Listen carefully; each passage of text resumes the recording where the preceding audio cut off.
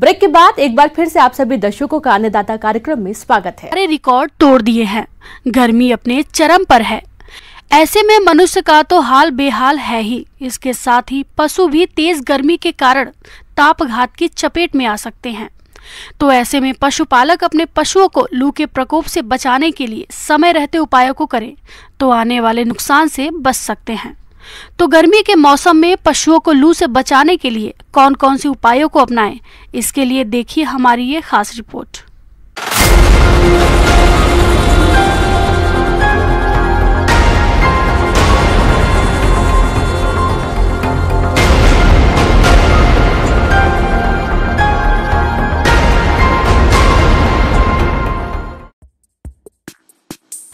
प्रदेश के बहुत से किसान भाई खेती के साथ डेयरी पशुओं का पालन करते हैं और अच्छा लाभ भी कमाते हैं, परंतु मौसमी विविधताओं का प्रभाव हमारे पशु के उत्पादन क्षमता को प्रभावित करता है। गर्मी का मौसम हमारे पशुओं को सर्वाधिक प्रभावित करता है, जिसमें बात करें लू की तो इसका प्रकोप इस समय अधिक देखने में आता है। वैसे तो इसके कई कारण हो सकते हैं।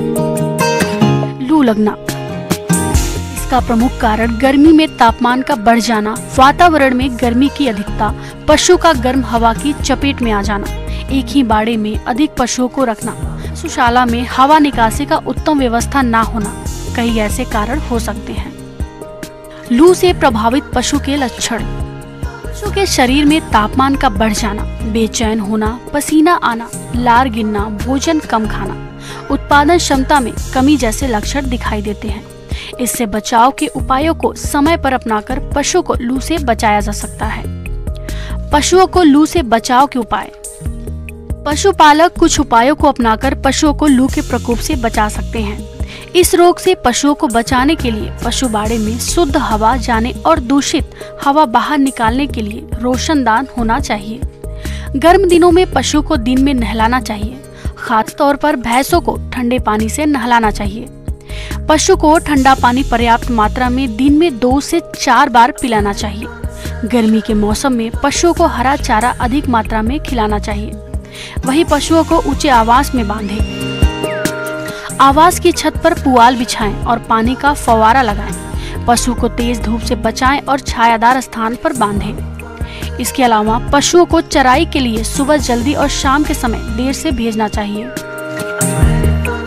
पशुओं को इस रोग से बचाने के लिए उनके आवास के पास पेड़ पौधे लगाएं। वहीं पशु आवास में पंखे या कूलर लगाना चाहिए। पशु को इलेक्ट्रोलाइट पानी के साथ पिलाएं। लू लगने पर पशु के शरीर में पानी की कमी हो जाती है। इसकी पूर्ति के लिए पशु को ग्लूकोज की बोतल ड्रिप चढ़वानी चाहिए।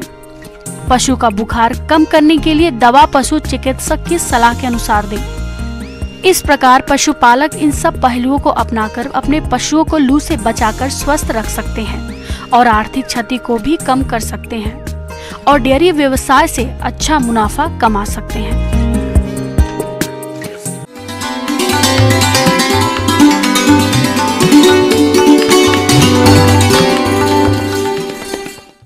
आइए जानते हैं अन्नदाता निःशुल्क फोन के माध्यम से पूछे गए समस्याओं का समाधान।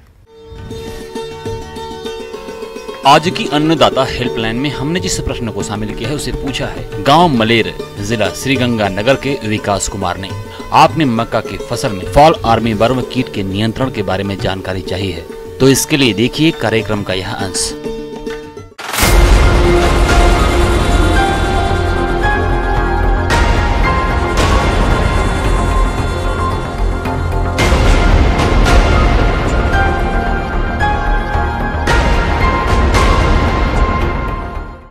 कि जैसा कि आप लोगों ने अभी सभी किसान भाइयों ने गर्मियों में मक्का लगाया होगा।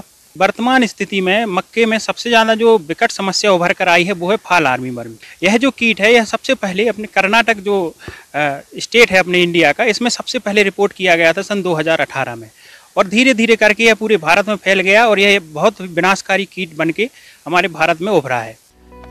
यह कीट मादा अपने जीवन काल में करीब 1 से 2000 अंडे दे सकती है। यह कीट झुंड में आक्रमण कर पूरी फसल को कुछ ही समय में नष्ट करने की क्षमता रखता है।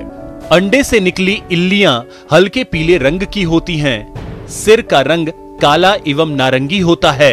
इल्ली के बढ़ने के साथ साथ रंग हरा, पीला, भूरा एवं काला हो जाता है। वयस्क इल्ली का रंग हल्के भूरे से गहरा भूरा होता है। पूर्ण विकसित इल्ली 30 से 36 मिलीमीटर लंबी होती है। अंडों से निकली छोटी छोटी इल्लियां पत्तियों के हरे भाग को खुरच कर खाती हैं। फलस्वरूप पत्तियों में सफेद रंग के धब्बे बन जाते हैं। इल्लियां पौधों की पोगली के अंदर छुपी रहती हैं। बड़ी इल्लियां पत्तियों को खाकर उसमें छोटे से लेकर बड़े बड़े गोल छेद कर नुकसान पहुंचाती हैं। इसके बाद आप जब आपको लगता है कि इस कीट का प्रकोप हुआ है तो आप इसके लिए नियंत्रण के आप उपाय सुझा सकते हैं। तो इसमें सबसे पहली चीज़ है कि आप तो मक्के की समय पर बुआई करें। इसके बाद मक्के की बुआई के साथ यदि आप उड़द या मूंग की फसल साथ में बोते हैं तो इस कीट का प्रकोप कम होता है। इसकी रोकथाम के लिए आप जो भी इल्लियां हैं आप उनको हाथ से इकट्ठा कर सकते हैं और इकट्ठा करके उनको नष्ट कर सकते हैं। और फेरोमोन ट्रैप का नियंत्रण में भी प्रयोग कर सकते हैं, जैसा कि आप पहले मैंने बताया कि निगरानी में भी उपयोग होता है और साथ में इसका नियंत्रण में भी। तो 1 एकड़ में यदि आप 5 से 8 फेरोमोन ट्रैप अपने खेत में स्थापित करते हैं तो इसके जितने भी नर कीट हैं तो वो उस नर कीट इसके फेरोमोन ट्रैप में इकट्ठे हो जाते हैं, फंस जाते हैं और मर जाते हैं, जिससे वो मादा और नर का मिलन नहीं हो पाता है और नई पीढ़ी नहीं आ पाती है। यांत्रिक विधि के तौर पर सायंकाल में 7 से 9 बजे तक 3 से 4 की संख्या में प्रकाश प्रपंच एवं 6 से 8 की संख्या में बर्ड पर्चर प्रति एकड़ लगाना चाहिए। इन कीटों से बचाव के लिए फसलों की निगरानी एवं सर्वेक्षण कार्य करना चाहिए। अंड परजीवी 2 से 5 ट्राइकोग्रामा कार्ड एवं टेलोनोमस रेमस का प्रयोग अंडा देने की अवस्था में करने से इनकी संख्या की बढ़ोतरी में रोक लगाई जा सकती है। NPV 250 LE, नोमेरिया रिलाई आदि जैविक कीटनाशकों का समय से छिड़काव करना अधिक प्रभावशाली होता है। और इसके बाद यदि आप इन सब में कंट्रोल नहीं कर पा रहे हैं तो उसका जो अंतिम तरीका है वो है रासायनिक तरीका। रासायनिक तरीके में स्पाइनोसेट भी रसायन है जिसकी आपको 1 ml मात्रा प्रति 3 लीटर पानी में लगभग 40 से 50 ml 1 एकड़ के लिए जरूरत पड़ती है, जिसमें लगभग 150 से 200 लीटर पानी लगता है कि 1 एकड़ स्प्रे करने के लिए। तो इन कीटनाशकों का स्प्रे करके भी आप इस कीट का नियंत्रण कर सकते हैं।